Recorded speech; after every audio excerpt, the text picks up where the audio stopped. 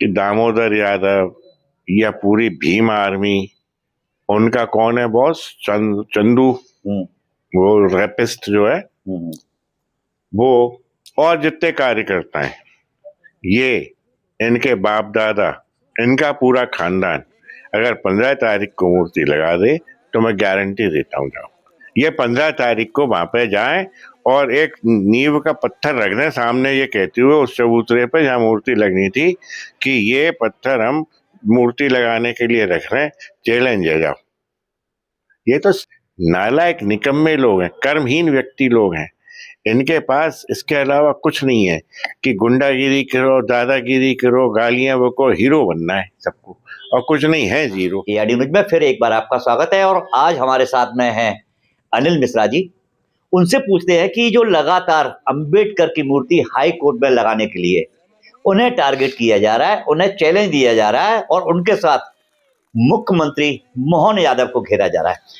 तो अनिल मिश्रा जी, मूर्ति विवाद लगातार फिर रंग पकड़ता जा रहा है और दामोदर यादव और भीम आर्मी लगातार इस पर कभी ज्ञापन देती है, कभी धमकी देती है, कभी आपको लेकर, कभी मुख्यमंत्री मोहन यादव को लेकर। तो इस पर आप क्या कहना चाहेंगे?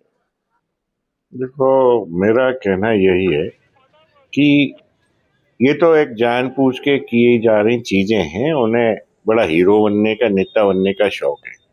और ये तो भीम आर्मी जो है, इनके बच्चे बच्चे, इनके बड़े बूढ़े, सब में एक विशेषता है कि इनकी अंदर कोई इंसानियत, कोई भारतीय संस्कृति या संस्कार नाम की चीज नहीं है।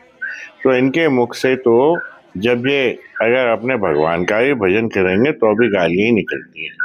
तो गाली देना उनका धर्म है। उनकी गालियों से ना तो किसी देवी देवता पर कोई असर होगा, ना किसी ब्राह्मण पर कोई असर होगा, या किसी अन्य व्यक्ति पे, ना मुझ पे। वो गाली देना उनका धर्म हो गया है, उनका कर्म और धर्म गाली देना। अच्छा, 15 तारीख को अब मैं आगे बताऊं कि जहां तक मूर्ति की बात है, मूर्ति के चैलेंज बहुत बार हो चुके, लेकिन उनकी ये समझ में नहीं आता। मैंने भी कई बार समझाया, भाई ये मामला माननीय उच्च न्यायालय का है, इसमें अनिल मिश्रा या भीम आर्मी के बड़े बड़े दिग्गज नेता जो हैं, हालांकि वो कुछ नहीं है, लेकिन उनको बकवास करना है, ये जानते हुए कि हाई कोर्ट का मामला है।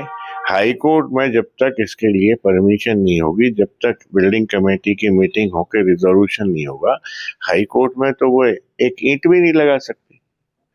तो ये तो एक मूर्खता की बातें करते हैं, जिससे उनके जो वोट बैंक है, भीम आर्मी के कार्यकर्ता हैं, वो जय हो करें उनकी, और उसी में उनको खुशी मिलती है।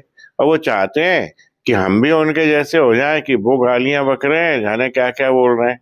तो अब इनको बोलने से लेके हम उनके जवाब में ये चीजें नहीं बोलेंगे, क्योंकि हम लोग संस्कार रखते हैं और हम संस्कार होने के कारण, सनातनी होने के कारण अपनी गरिमा का ध्यान रखते हैं। इन जैसे लोग थोड़ी हैं हम, कि जो ना गरिमा है जिनकी, ना उनके अंदर कोई संस्कार है, उन्हें तो सिर्फ गाली देना उनका कर्म और धर्म बन गया है, इसके अलावा कुछ नहीं है। अच्छा, तो मूर्ति 15 तारीख को लगने वाली है, क्योंकि इसका ऐलान अब दामोदर यादव भीम आर्मी ने कर दिया और मुख्यमंत्री को भी ज्ञापन दिया है परसों भोपाल में।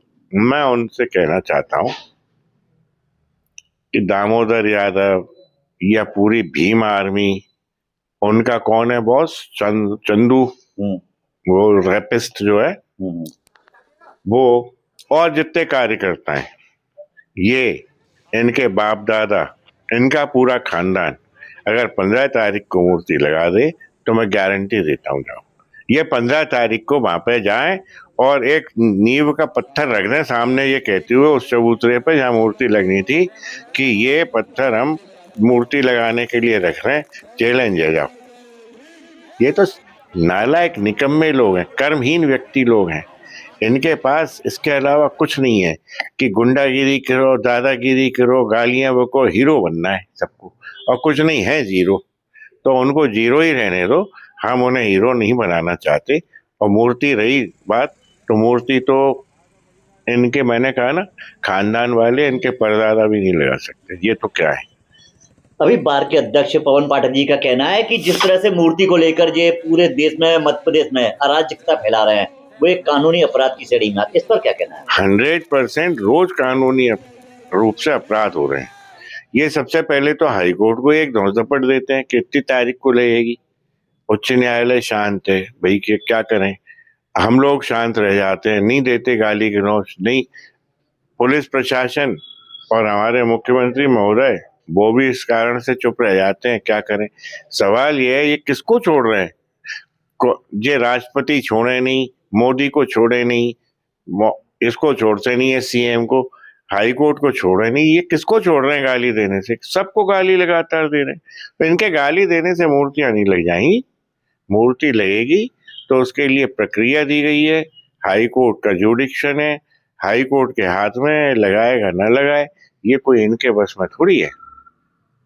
इसलिए उनकी मूर्खताओं पर ध्यान न देके अपन अपने कार्य आगे तो प्रगतिशील एक एडवोकेट, सीनियर एडवोकेट के नाते कौन सा अपराध बनता है इसके लिए, क्योंकि ये जिस तरह से अराजकता फैला रही है और जात पात, ये रोज तो हाई कोर्ट की अवमान नहीं कर रहे हैं, ये कंटेम्प्ट की श्रेणी में आता है।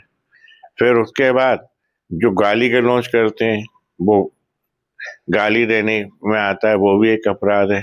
हमारे आईपीसी में जो नया बीएनएस है उसमें भी धमकियां देते हैं, वो अलग एक अपराध है। तो कहने का आशय ये, अपराध बहुत सारे कारित कर रहे हैं, लेकिन उनके तरफ क्योंकि शासन और प्रशासन जो है वोट की राजनीति के कारण उन पे एफआईआर न करके उन्हें दंडित नहीं किया जाता, इस कारण से उनको ये लगता है कि हमें बहुत सारी फ्रीडम दे दी गई है शासन द्वारा कि हम सवर्णों को, ब्राह्मणों को, देवी देवताओं को, सबको गालियां दें, प्रधानमंत्री से लेके नीचे चपरासी तक उन गालियां दें, उन्हें कोई अंतर नहीं पड़ता। लेकिन बहुत समय दूर नहीं है, थोड़ा सा इंतजार करें, जब सर से ऊपर पानी होगा तो उसके बाद न सवर्ण, न ब्राह्मण, न कोई इंस्टीट्यूशन, न जुडिशरी, कोई इनकी गालियों को बर्दाश्त नहीं करेगा। एक वो कहा गया था ना महाभारत में कि कृष्ण भगवान कहते हैं कि 99 हो गई हैं, गिन ले, 100 भी हुई तो क्या होगा, वो आप भी जानते हो, वो भी जानते हैं। तो कंस था, कौन था, उसका सर कैसे कलम हुआ, जैसे ही 100 भी गाली दी। अब वही स्थिति इनकी होंगी आगे भविष्य में, क्या होगा, कहाँ तक सहेंगे हम लोग भी। ये हमारा आशय है कि ये लोग जो करते हैं वो सिर्फ हीरो बनने के लिए करते हैं और कुछ नहीं है।